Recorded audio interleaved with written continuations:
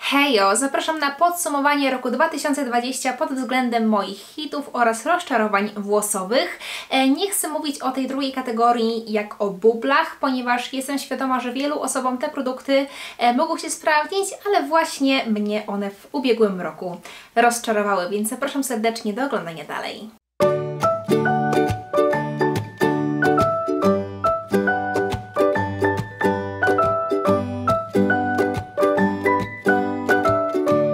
Jeśli chcecie poznać jedynie rozczarowania roku 2020, to zapraszam Was serdecznie tutaj, ponieważ w tym momencie zajmiemy się hitami.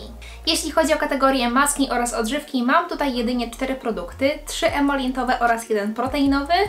Niestety żaden humektant nie pobił do tej pory nawilżającego Bzu od Anwen, więc pozostaje on dalej moim ulubieńcem nawilżającym. No i a propos Anwen, to od tej marki właśnie mam nowego ulubieńca proteinowego, czyli proteinową orchideę. W tym momencie jest to moja ulubiona odżywka proteinowa. Po jej użyciu skręt jest naprawdę bardzo ładnie podbity, jest i objętość, i definicja, włosy prezentują się znakomicie. Nie ma takiego puchu i suchości włosów jak po niektórych proteinach i naprawdę bardzo polecam ten produkt, szczególnie właśnie wysokoporom i szczególnie rozjaśnianym włosom, które są wrażliwe na proteiny. U mnie sprawdza się genialnie.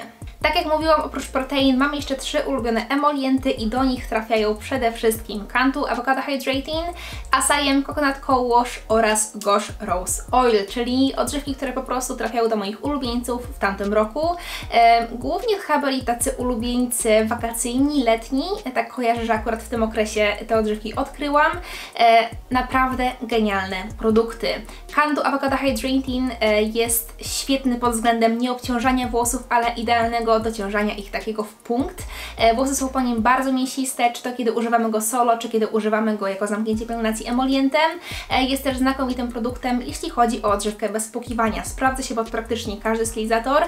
Nie zdarzyło mi się jakoś źle go połączyć z jakimkolwiek kosmetykiem stylizującym. Za każdym razem było to połączenie w punkt. Coconut Co-Wash od Asayem, jak sama nazwa wskazuje, jest odżywką myjącą, więc służy przede wszystkim do mycia skóry głowy, ale też genialnie sprawdza się na długość włosów, ponieważ dzięki zawartości pudru kokosowego jest bardzo lekki, nie obciąża włosów i nadaje im takiej fajnej mięsistości i lekkości, ale nie takiej, że włosy są spuszczone, tylko właśnie takie, że aż by się chciało włożyć w nie rękę. Coconut Co-Wash od Asayem będzie genialnym produktem dla włosów cienkich, rzadkich, delikatnych, takich, które się łatwo obciążają, ponieważ właśnie nadaje im takiej lekkości, mięsistości. Sprawdzi się naprawdę przy każdym typie porowatości, czy przy włosach wysokoporowatych, czy przy niskoporowatych. Moje włosy się z kokosem nie lubią, a przy tym produkcie absolutnie szaleją z radości i absolutnie nie widzę po nim takich właśnie efektów typowo kokosowych, więc naprawdę bardzo polecam. Kategorię odżywek hitowych 2020 roku zamyka produkt od Gosh Rose Oil, czyli naprawdę świetny emolient, o którym Wam mówiłam też bardzo dużo w ubiegłym roku i używałam go naprawdę przez jakiś miesiąc chyba, mycie w mycie. Świetny produkt, idealnie też dociąża włosy, bardzo ładnie je nabłyszcza i nadaje im takiej mięsistości. Nie są przeciążone, nie są niedociążone, tylko wyglądają po prostu perfekcyjnie. Jeśli chodzi o kategorię skóra głowy, to tutaj wyróżniły się przede wszystkim 3 produkty, 2 szampony oraz 1 peeling. Jeśli chodzi o szampony, są to oczywiście przede wszystkim szampony od bydgoskiej wytwórni Mydła, szampony w kostkach, wersja pokrzywa i mięta oraz wrzos i hibiskus. Świetne szampony w kostkach dla osób, które chcą zacząć przygodę z taką pielęgnacją less waste, zero waste, naprawdę bardzo polecam. Świetnie się pienią, jak wściekłe wręcz. Są bardzo plastyczne, dzięki czemu nie musimy się tak mocno namachać przy rozprowadzaniu ich między dłońmi. Naprawdę znakomity produkt, który jest niesamowicie przyjemny w aplikacji i bardzo dobrze doczyszcza skórę głowy. Jeśli chodzi o kolejny szampon, to tutaj mowa oczywiście o Anwen Wake It Up, czyli o moim ulubionym rypaczu, którego wykorzystałam już chyba ze 4-5 opakowań. Jest naprawdę świetny, mocno oczyszczający produkt, po którym włosy wręcz piszczą i używam go raz na 2 tygodnie. Uwielbiam, uwielbiam, uwielbiam obydwa te szampony, raczej nawet te 3 szampony.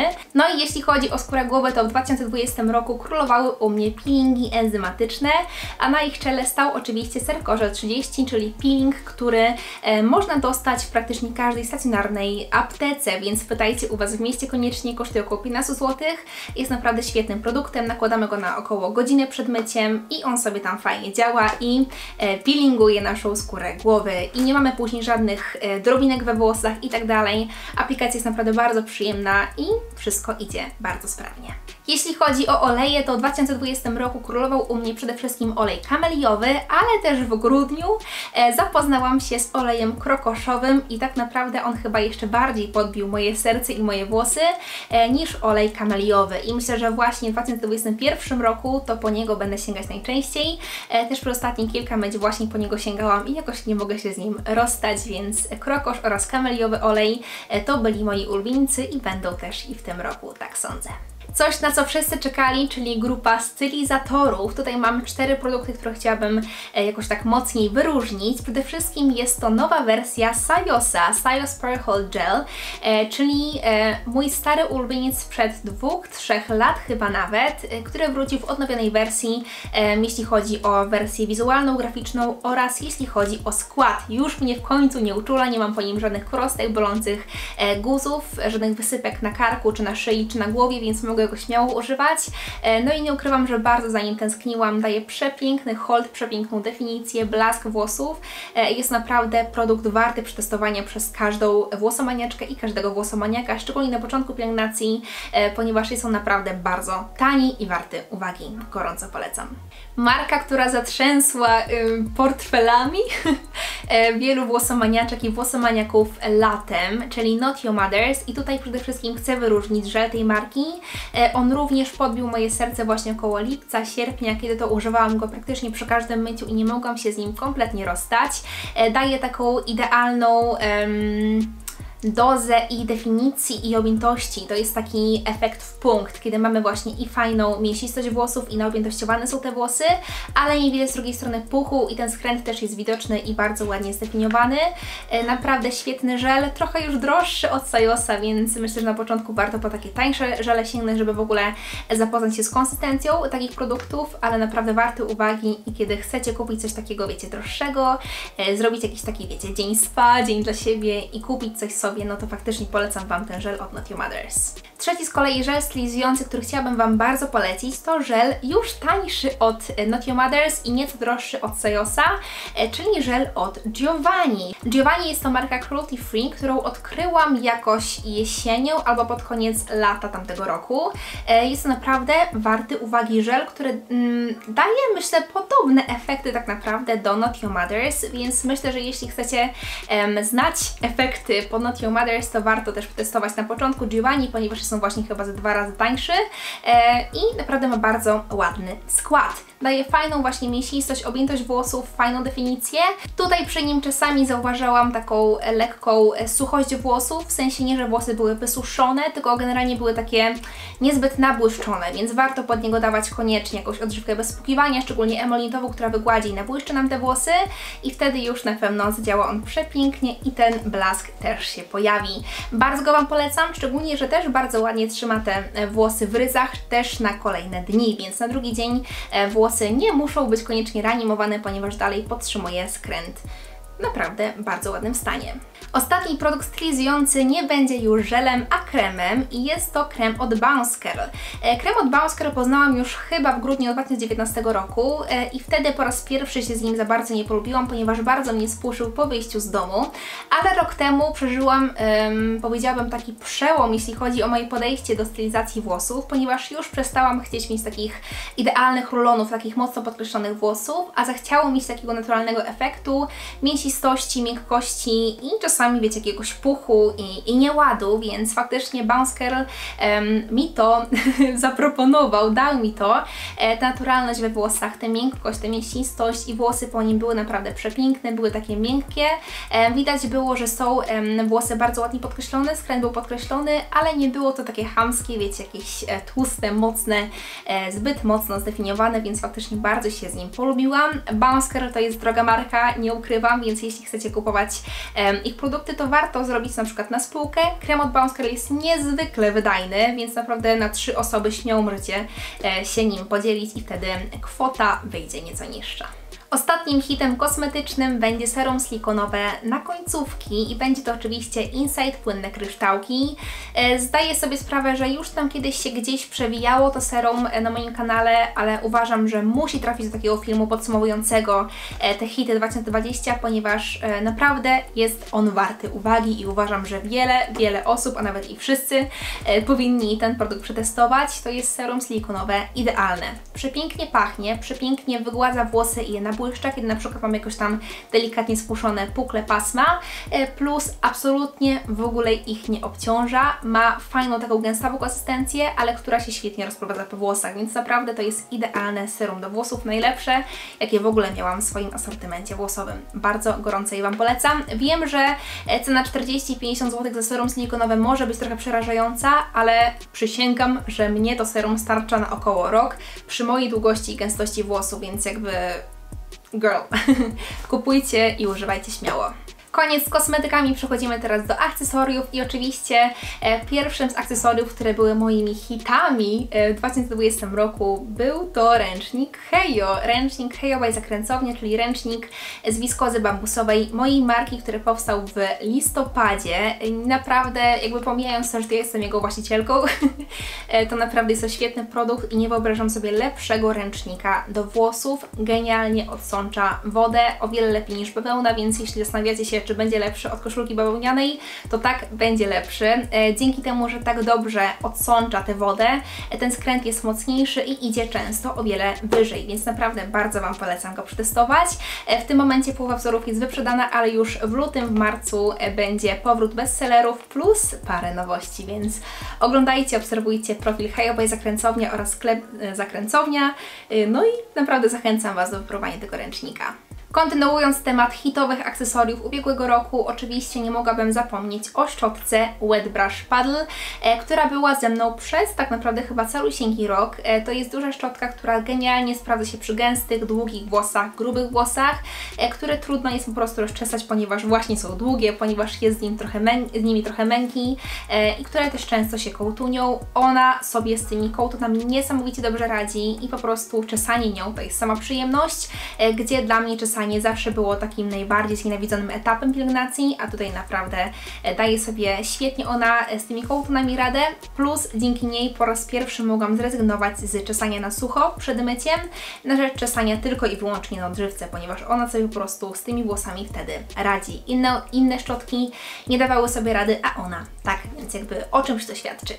Kolejnym hitem, jeśli chodzi o akcesoria, były poszewki od Almani, poszewki jedwabne. To jest w ogóle zupełnie inny wymiar, jeśli chodzi o wygodę spania. Teraz, kiedy wyjeżdżam gdzieś tam, nie wiem, poza dom, poza mieszkanie moje, zawsze zabieram ze sobą poszewkę i zawsze na miejscu po prostu zmieniam poszewkę na swoją jedwabną, ponieważ to w niej się dopiero wysypiam. Ponieważ jestem świadoma, że wtedy moje włosy się nie ocierają o bawełnę, nie niszczą się, nie kołtunią się nad karkiem szczególnie oraz moja twarz też się tak szybko nie starzeje, ponieważ jedwab też działa znakomicie na cerę. Więc naprawdę bardzo polecam zainteresować się poduszkami, poszewkami jedwabnymi, ponieważ to jest komfort i wygoda nie do opisania.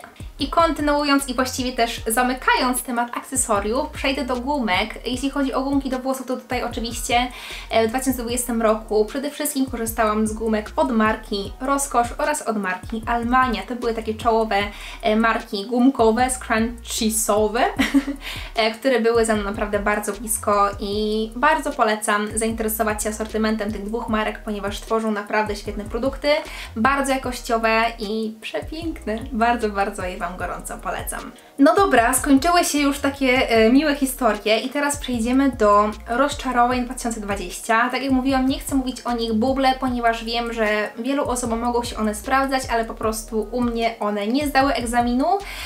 Nie będę tutaj zawierać wszystkich produktów, które w jakikolwiek tam sposób mnie rozczarowały, ponieważ tutaj chcę zwrócić uwagę przede wszystkim na te, w których pokładałam nadzieję i które spodziewałam się, że będą po prostu świetne, jako na przykład w wielu poleceniach i tak dalej, a w tym przypadku wyszło zupełnie inaczej.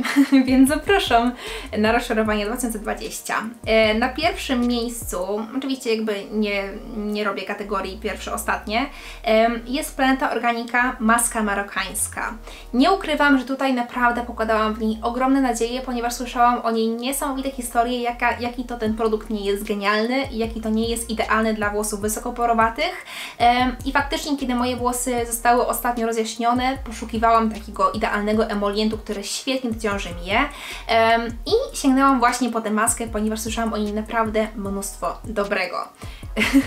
I to koniec tych jej plusów, jakby te opinie to jest ostatnia rzecz, która jest w niej pozytywna, bo absolutnie nie dociążyła moich włosów ani razu, a wręcz je jeszcze bardziej puszyła i nie dociążała i nadawała im takiej jakby aż niezdrowej lekkości. One nie wyglądały na fajnie dociążone i zdrowe, tylko właśnie na takie spuszczone, suche, matowe i to jest moje absolutne rozczarowanie 2020 roku, ponieważ przez jakby wiele też miesięcy, lat o niej marzyłam, w ogóle nie wiem, czemu jej nie kupowałam wcześniej, ale może jakaś tam opatrzność mnie po prostu przed nią broniła, więc ona na pewno pójdzie gdzieś tam na oddanie i więcej do niej nie planuję wrócić. W tym zestawieniu mam też dwa produkty od Isany. Te rozczarowania mnie aż tak nie bolą, ponieważ są to tanie produkty za około kilka złotych, chyba 8, tak mi się wydaje, więc tutaj jakby jeszcze jestem w stanie to jakoś zaakceptować. Mam tutaj Isana do włosów blond oraz Isana proteinowa. Do włosów blond, czyli taka w żółtym opakowaniu, a proteinowa, czyli w opakowaniu fioletowym. Obydwie u mnie dawały okropne efekty. Do włosów blond obciążyła moje włosy, jakby tak prostowała je, strączkowała i były one naprawdę bardzo nieładne, a proteinowa z drugiej strony też je prostowała, jakby tak też strączkowała, ale przy okazji też je puszyła. Więc obydwie te odżywki już dawno pożegnałam i są to moje zdecydowane buble już rozczarowania ubiegłego roku. Kiedy rok temu nagrywałam recenzję zbiorczą produktów od Isany, zaproponowałam Wam też, że zrobię coś takiego razem z marką Babuszka Agafi. Nakupowałam sobie produktów, masek, odżywek i tak dalej i zaczęłam je testować. No i na tym się skończyło niestety, ponieważ zauważyłam, że wszystkie zaczęły mnie podrażniać. Okazało się, że wszystkie produkty marki Babuszka Agafi mają niestety EGMs, czyli drażniące konserwanty, które są na przykład w kalosach. Przez to właśnie kiedyś kalosy odrzuciłam już całkowicie, ponieważ spowodowały u mnie bolące głuski i swędzenie na skórze głowy. No i tutaj niestety Babuszka poszła o krok dalej, ponieważ jeszcze zanim nałożyłam ją na włosy, już zaczęła mnie podrażniać, ponieważ zaczęły palić mnie moje dłonie. Kiedy brałam produkt na dłonie i chciałam aplikować go na włosy, zaczęła mnie niesamowicie piec palić, zmywałam to wszystko i patrzyłam, że mam czerwone ręce. Więc ten test, ta recenzja zbiorcza nie doszła do skutku i było to moje duże rozczarowanie, ponieważ faktycznie wszyscy byli na to nastawieni i ja również i dalej mam gdzieś tam te produkty Babuszki Agafi, które muszę oddać. No i tak, cała marka po prostu była dla mnie jednym wielkim rozczarowaniem. Kolejna marka, która była moim rozczarowaniem takim wiosennoletnim, to marka Cream of Nature i jej żel do stylizacji włosów oraz odżywka bez spłukiwania. I tutaj naprawdę od wielu miesięcy i też paru lat tak naprawdę nie zdarzyło mi się, żebym oddała coś po jednym użyciu, żebym jakby zrezygnowała z czegoś po jednym użyciu, a Cream of Nature jakby to spowodowało. Generalnie staram się zawsze dawać po kilka szans przynajmniej danemu kosmetykowi, zanim stwierdzę, że jest do kitu, że jest beznadziejny. W przypadku marki Cream of Nature i jej żelu oraz odżywki bez spłukiwania zrezygnowałam już po pierwszym użyciu, ponieważ efekty były po pierwsze marne, były okropne, włosy były rozprostowane, obciążone i tragiczne, a po drugie dlatego, że wręcz obrzydzała mnie ta konsystencja tych produktów i ich zapach. To było coś okropnego, ten zapach tych produktów, a ta konsystencja była taka strasznie gęsta. Gdzieś tam może uda mi się znaleźć te przebitki, które Wam nagrywałam przy tamtym filmie, przy teście tych produktów, ewentualnie po prostu podlinkuję ten test w opisie, ale tak samo właśnie wtedy mówiłam, że po prostu strasznie nieprzyjemnie mi się z tymi produktami pracowało, ponieważ były one niesamowicie gęste i wręcz lepiły się do dłoni i nie było jak ich tak porządnie rozsmarować i zaaplikować dokładnie na włosy całe. No i właśnie nie dość, że tak niewygodnie mi było, to po prostu jeszcze mnie to jakoś w jakiś sposób obrzydzało i totalnie nie mogłam przejść obok tych konsystencji i po prostu po tym pierwszym użyciu odżywka i żel poszły dalej. Z takich kosmetycznych rzeczy, które jeszcze pojawiły się u mnie pod koniec tamtego roku, przede wszystkim rozczarowaniem była dla mnie odżywka emolientowa od Only Bio. Jak na przykład proteiny od Only Bio są świetne, tak ta odżywka emolientowa była przeze mnie męczona aż do denka. Wykorzystałam ją do cna, ponieważ naprawdę chciałam dać jej szansę. Używałam jej jako jedynej odżywki przy myciu, jako odżywkę do zamknięcia pielęgnacji, jako odżywkę bez spłukiwania i za każdym razem było źle. Był puch, było niedociążenie, była suchość włosów, matowość włosów totalnie się po prostu nie polubiłyśmy. I tutaj właśnie szczególnie zwracam uwagę, że wiem, że ona ma naprawdę wielu zwolenników i wiele osób tę odżywkę emolintową kocha. U mnie totalnie wyszła klapa i co jest ciekawe, wiele też osób, które mają włosy wysoko porowate, powiedziały, że jest świetna, a u mnie po prostu jest tragiczna. Więc co włosy to opinia, więc naprawdę nie sugerujcie tak zbytnio mocno tym, że coś mi się nie sprawdza, chyba że macie takie bardzo podobne do mnie włosy i faktycznie wiele poleceń i wiele antypoleceń u Was się sprawdzało. Z kosmetycznych rozczarowań ubiegłego roku mam jeszcze jeden produkt i on też przyszedł do mnie jakoś tak na pewno drugiej połowie tamtego roku i był to olejek od Joop, olejek 3 w 1 i tutaj myślałam, że naprawdę będzie super, a wyszło tragicznie.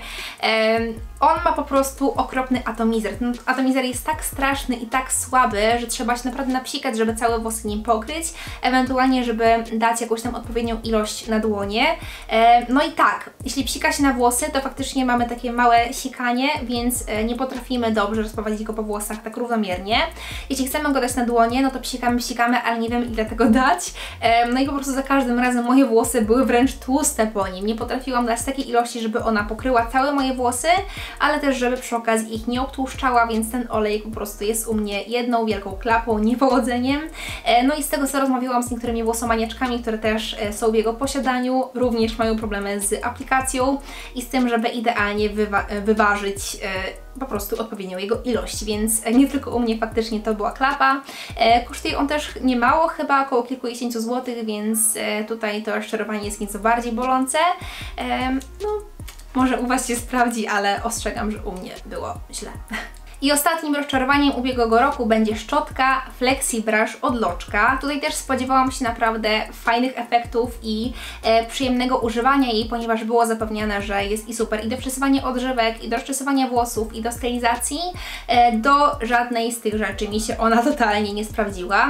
Kiedy próbowałam czesać nią włosy na sucho, to czułam, jakbym to robiła na przykład Denmanem. Ona strasznie ciągnęła te włosy, więc po kilku przyciągnięciach uznałam, że nie ma co się szarpać, nie ma co wyrywać sobie włosów i ich łamać.